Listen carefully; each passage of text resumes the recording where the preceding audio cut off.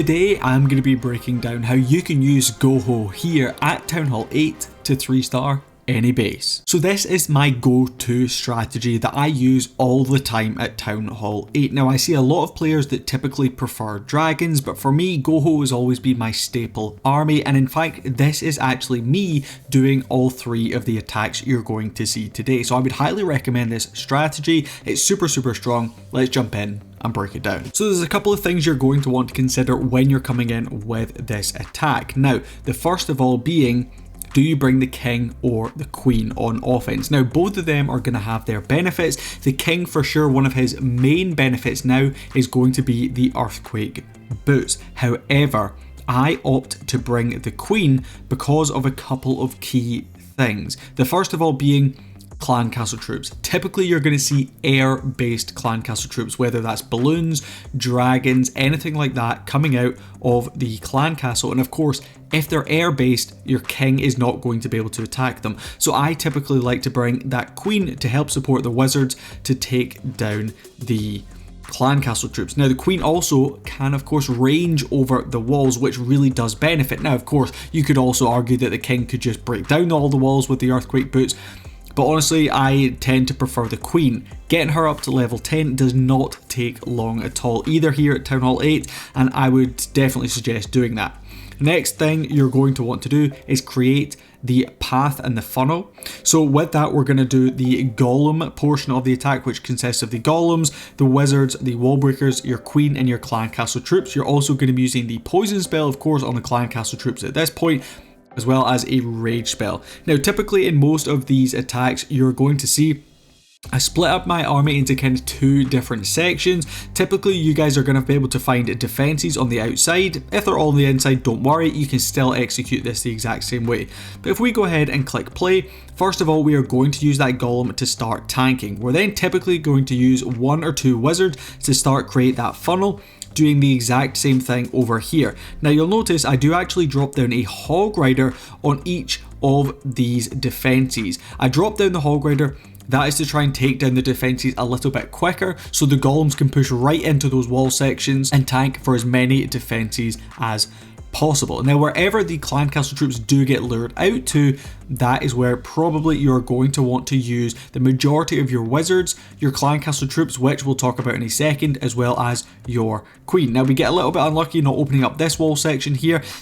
I do always bring 6 wall breakers, which means you need 2 wall breakers for each wall section. So typically you can open up 3 different compartments, but as you can see right here, we're going to be able to clear down this bottom compartment fairly easily. We should be able to clear this one out as well, although we haven't actually unfortunately opened up this wall section, but we do have the wizards, the queen, the witches, etc.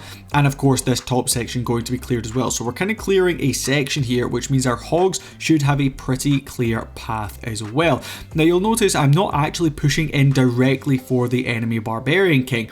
It is always a massive benefit if you can take down the enemy king, however it is not a necessity. Now I do typically tend to use the rage spell when I'm going in to deal with the clan castle troops, the enemy king, anything like that. That is to make sure my troops are 100% going to take it down, because dragons and balloons, they can rip through your Hog Riders. Now when it comes to the rest of the attacks, typically I'm going to drop down my Hog Riders in groups of 4 or 5 onto different defenses.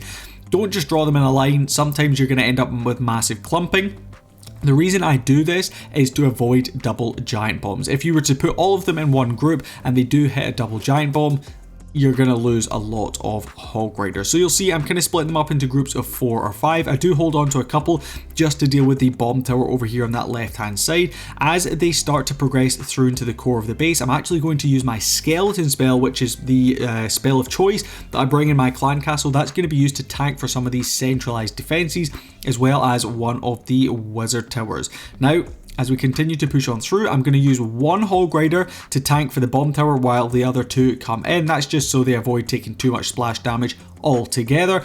Heal spell, of course, we're going to use them to help protect us through some of these splash damage defenses, whether that's the bomb tower or the wizard tower themselves, and typically you're looking to try and not place it down on where the Hog Riders are at that particular moment, but where they're about to progress into. And as you can see, this one is going to finish off a 3-star. The Hog Riders always do a wonderful job at cleanup. We do bring a couple of archers, of course, that can help with corner huts or just clean up on the back end. Typically you can drop them down as soon as the Hog Riders have made some progress. But let's jump in and break down the next replay. So moving through onto the second example, again we've got a pretty unorthodox base here, very difficult to attack. Of course, I'm loading up these bases because I want to make it as hard for attackers to 3-star me as possible, but when I'm coming in against those bases it can be a little bit tricky. But we're doing exactly the same thing again. We're going to start by creating a little bit of a funnel, so when the main portion of our kind of starting kill squad comes in, we can funnel it into the section we want them to go. We of course want our queen,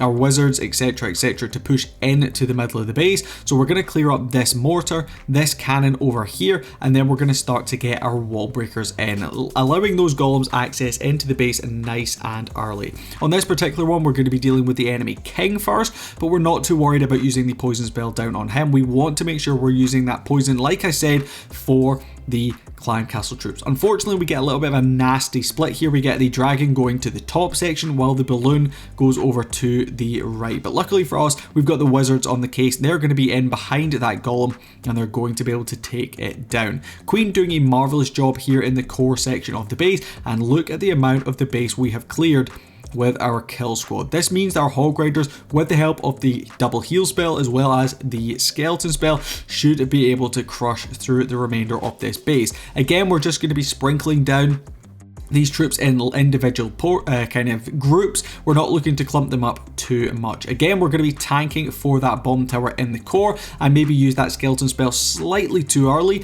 but it's not the end of the world because we still are able to tank for it. Last of those heal spells going to be coming in, getting us through that last wizard tower as well as a couple of these remaining defenses, and as you can see, it is going to be another very nice 3-star. So we can speed through the back end of this one because the Hog Riders can swing around and they can clean up the rest of the buildings. Now, we'll talk about in a little bit more detail when you want to start your Hog Rider portion of the attack, but let's dive into that one. So it is difficult sometimes to know when should I start my Hog Riders, and typically my recommendation is as soon as you've cleared out the clan castle, the enemy king, and a decent section of the base that your hogs are going to be able to path nicely, you can start your Hog Riders. You don't need to wait for your kill squad to completely die off, because the benefit of having that kill squad is those golems can also tank for your Hog Riders. They could tank for the wizard towers, the bomb towers, anything that's going to be shooting on your Hog Riders. If you still have the golems up in the core of the base, they can still get some value. So going into this last attack, this was probably the base I had the most amount of issues with. It was a super difficult base with a really weird layout.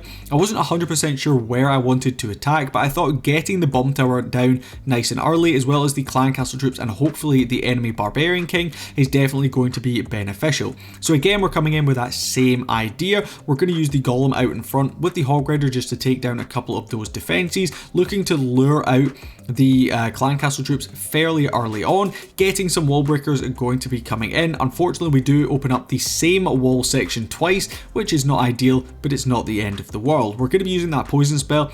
Unfortunately, again, maybe not quite getting maximum value from the poison because I actually end up missing, but we're going to be able to clear the Barbarian King as well. So this one didn't quite go to plan, but we still have managed to achieve our objectives that we set out for. The clan castle troops are down. We're looking to probably take down a couple of defenses. We should be able to open up this wall section here and get some access, hopefully through into the core of the base. So now we can start to think about the Hog Rider portion of our attack. This one didn't quite go as planned when I deployed my Hog Riders. They unfortunately did get quite grouped up here, which, as I said, typically you are going to want to avoid that happening. But then healing in advance, using that skeleton spell to tank for the Tesla farm and cannon there in the core of the base, just to avoid too much singular damage onto your Hog Riders. But we still have that heal spell to help support our troops through the back end of this one. We do see a giant bomb, but it's not going to be an issue. We can drop down that queen ability, though we probably could have swagged it.